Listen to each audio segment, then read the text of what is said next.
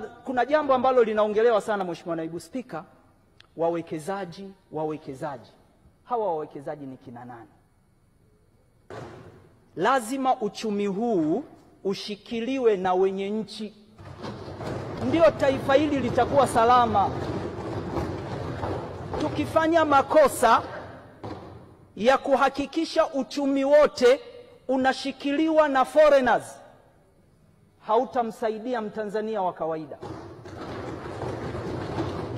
Tunajenga industrial park pale Simiyu ya kwanza ya pamba.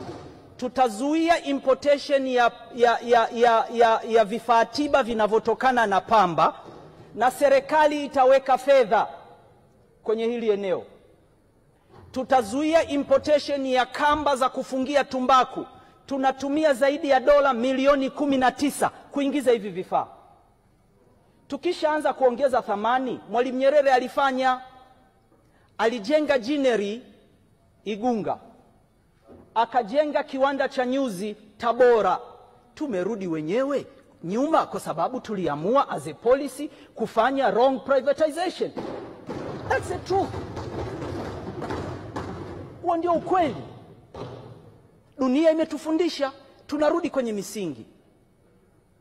Kwa nini tunasema magodown ya Shireku yaliyoko pale bandarini na magodown ya bodi ya pamba yafanyiwe uthamini, ipatikane pesa?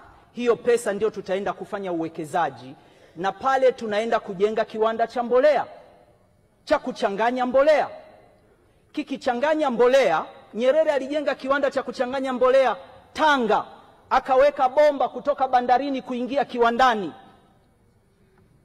Tulikiuza. Leo tunaenda kuwekeza kwenye bandari ya Dar es Salaam kwa kutumia maghala yaliyokuwa yanamilikiwa na bodi ya pamba na maghala yaliyokuwa yanamilikiwa na Shireku.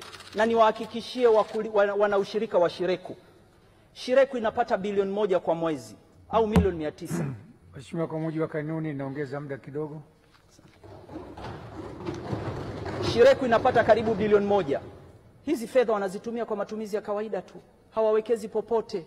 Zinaishia vikao, mikutano, posho. Tunafanya nini? Kweli mnataka niache Shireku namna hiyo? It will be very wrong for this country.